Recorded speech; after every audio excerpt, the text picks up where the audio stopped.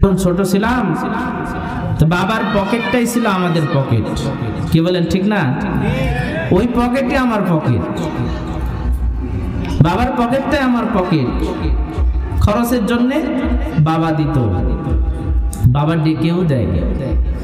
এই যে গত কাল না পরশুদিন ওই শ্রোতা বসে আছে, আমি দেখতেই পাচ্ছি, বাপ ডেকে বলতেছে আজকে মাহফিল শুনতে যাবা না, 50 টাকা নিয়ে যাও। তো তখন ভাবলাম যে আরে বাবার পকেটটাই ছেলের পকেট, কিন্তু এই পকেটটা তো বৃদ্ধকালে উল্টাই যাওয়ার কথা ছিল, উল্টাই যাওয়ার কথা ছিল। বৃদ্ধকালে তো বাবার পকেটটাও ছেলের পকেটটা হওয়ার কথা ছিল, ঠিক না? তাহলে আপনি কি ডেকে দেন, বাবার খোঁজ খবর নেন? বৃদ্ধকালে সে কর্ম করতে পারে না, সাধারণ থেকে সাধারণ টাকা আসে তো বড় মানুষ আপনার কাছে চাইবে কেমনে? আপনার কাছে চাইবে কেমনে? বাবা হয়ে সন্তানের কাছে টাকা চাইবে কেমনে? লজ্জা লাগে না? আপনি চাওয়া ছাড়া দেন। ওই কথা কি মনে পড়ে না যে ছোটবেলা আমি সন্তানের পকেট ছিল আমার বাবা, তাহলে আমিও এখন আমার বাবাকে দিয়ে, আমার বাবার পকেট আমার। ওই কথাটা বলছেন এই আয়াতের দ্বিতীয় অংশে, যে এটা বান্দার হক। পিতামাতার হকটা কার হক? বান্দার হক। কঠিন। আল্লাহ তাআলা নিজে প্রথমে বললেন যে আমার হক, আমার ইবাদত করো, আমার সাথে কাউকে শরীক করো না। পাশাপাশি পিতামাতার কথা বললেন, যে ওই আয়াতেই সূরা নিসা 36 নম্বর আয়াত, ওই আয়াতেই বললেন যে এবার পিতামাতার চিন্তা করো, যে সন্তান বাবার কাছে, বাবা সন্তানের কাছে হক আছে, সেগুলো আদায় করো, এটা বান্দার হক। যদি নষ্ট করে ফেলো, যদি তারা ক্ষমা না করে, তোমার বিপদ। আমি আল্লাহ ক্ষমা করব না, আমি আল্লাহ ক্ষমা করব না।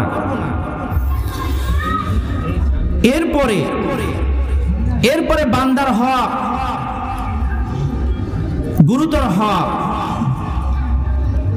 ইহসানা বলে ওয়াবিদিল কুরবা।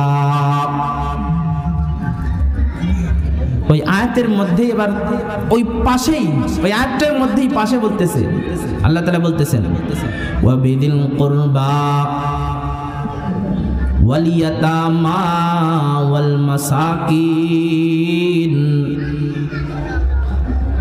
ওয়াল জারি দিল কুরবা ওয়াল জারিল জুনুবি ওয়াস সাহিবি বিল জামবি ওয়া বনিস সাবিল ওয়া মা মালাকাত আইমানুকুম ইন্নাল্লাহা লা ইউহিব্বু মান কানা মুখতালান ফখুর। আল্লাহু আকবার। আল্লাহ তাআলা তার পরবর্তীতে বললেন, মা বাবার হকের পরে তোমার ঘরের মধ্যে তোমার ইবাদতশালা, ইবাদতখানা। তুমি চাইলে গল্পের মাধ্যমেও নেকি উপার্জন করতে পারো, তুমি তাকাইবা ভালোবাসার নজরে, সেটাও তোমার ইবাদত। মিষ্টি মিষ্টি কথা বলবা, সেটাও কিন্তু তোমার ইবাদত। তার পক্ষ থেকে মিষ্টি মিষ্টি কথা শুনবা, সেটাও কিন্তু তোমার ইবাদত। তার সঙ্গে হাসি মুখে কথা বলবা, বুঝবা, সেটাও ইবাদত। সেটা কি? সেটা হলো 2 নম্বরে তো মা বাবার কথা বললেনি, 3 নম্বরে এবার কি? ওই যে অবহেলায় পড়ে আছে, যার সঙ্গে মিষ্টি কথা আমরা বলতে চাই না। দূরের ঘাস ঘন লাগে, দূরের ঘাস কি লাগে? ঘন লাগে। কাছে গেলে দেখা যায় পাতলা। মাঠে ঘাস কাটতে যান না, দূর থেকে দেখলে মনে হয় কত ঘন, কিন্তু কাছে গেলে পাতলা। নবী বলেন, তোমার ঘরে যে তোমার স্ত্রী খানা আছে, তার চোখে চোখ যদি তুমি রাখো, ভালোবাসার নজর, তার কথাগুলো যদি শোনো, শোনার মতো যদি শোনো, হাসি মুখে মিষ্টি স্বরে যদি তার সঙ্গে কথা বলো, এটাও তোমার জন্য ইবাদত। সন্তানাদি পালন করবা উভয়ে মিলেমিশে, এটাও তোমার জন্য ইবাদত। মুসলমান ভাইরে আমার, বাড়ি কাছের মানুষ, তাই বাড়ি কাছের আলোচনা, দূরের আলোচনা আনবো না, আপনার ঘরের মধ্যে আলোচনা করব, যেহেতু আমি ঘরের মানুষ। কাছের মানুষ না, কাছের মানুষ, তাই কাছের আলোচনাই করব। নবীজি ডাক দিয়া বলেন, তোমার বিবির সঙ্গে যদি সুন্দরভাবে কথা বলো, সেটাও তোমার জন্য নেকি।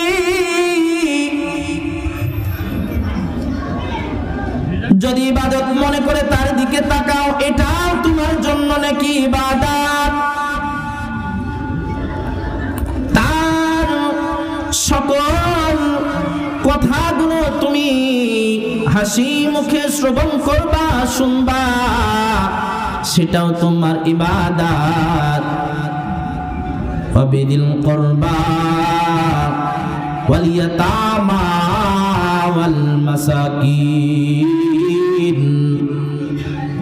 আল্লাহ তাআলা বলেন, তোমার ঘরের মধ্যে ইবাদতের জায়গা রেখেছি, ইবাদত করো না।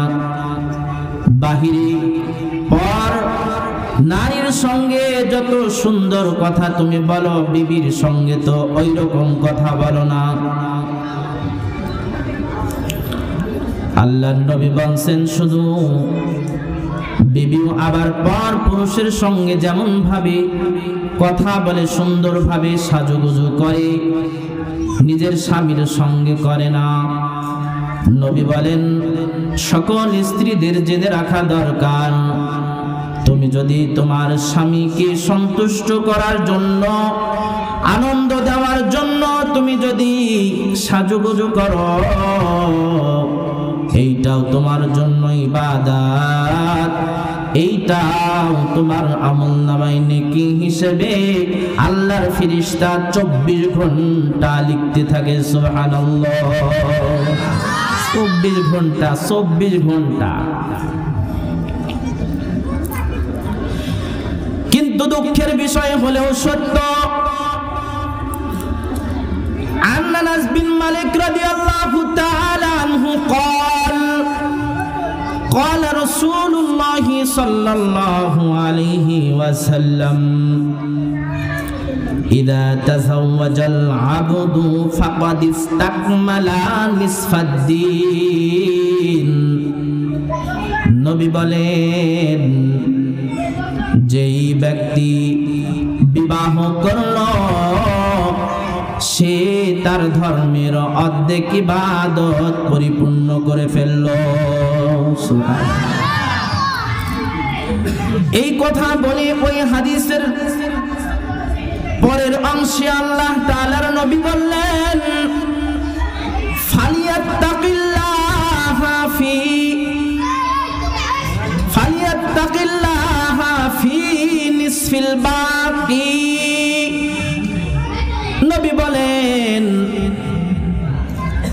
ইসলামের যে বাকি অংশ পূর্ণ হতে বাদ থাকলো, অপূর্ণ থাকলো, ওইটার ব্যাপারে আল্লাহ পাকের কাছে, আল্লাহ পাকের উপরে তুমি ভয় করো, আর সেইগুলো তুমি আদায় করতে থাকো।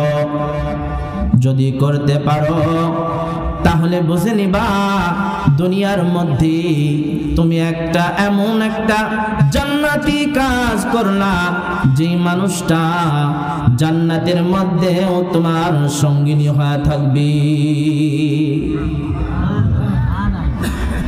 এখন মা বোন যদি মনে করে যে দুনিয়াতে একবার ঠকছি বাপ মায়ের চাপে, আবার আখিরাতেও ঠকবো, এই কালা স্বামীর সঙ্গে আর জান্নাতে থাকতে চাই না। আবার কোনো ভাই যদি মনে করে দুনিয়াতে একবার ঠকছি, যৌতুক নিতে যাইয়া কালা মেয়ে বিয়ে করছি, আবার আখিরাতেও যদি ওই রকম হয়, তাহলে তো বিরাট লস। তাহলে ভালো ব্যবহার করার দরকার নাই, যাতে ওখানে উল্টাটা পায়। কারণ ভালো ব্যবহার করলে জড়মিল মহাব্বত থাকলে তো জান্নাতের মধ্যে স্বামী স্ত্রী একসঙ্গেই থাকবে। এখন একজন আরেকজনের ব্যাপারে চিন্তা করলো ভালো ব্যবহার করা যাবে না, যাতে আলাদা হয়ে যায়, কারণ একজন আরেকজনের পছন্দ না। নবী বলেন পেরেশানির কারণ নাই। ও দুনিয়ার স্বামী, তোমার যদি স্ত্রী তোমার দুনিয়ার মধ্যে পছন্দ না থাকে, জান্নাতের মধ্যে তোমার জন্য যেই হুরের ব্যবস্থা করবেন, তোমার বিবিটারে ওই সকল হুরদের থেকেও বেশি সুন্দরী বানায় দিবে। আর দুনিয়ার মধ্যে কোন স্ত্রী যদি মনে করে থাকি আখিরাতের মধ্যে জান্নাতের মধ্যে আমার দুনিয়ার স্বামী যদি পাই তাহলে ঠকে যাব, নবী বলেন না, তোমার পেরেশানির কারণ নাই। জান্নাতের মধ্যে তোমার জন্য যে গেলে মান দেওয়া হবে, সেই গেলে মানগুলো থেকেও বেশি সুন্দর তোমার স্বামীকে বানাইয়া দেওয়া হবে।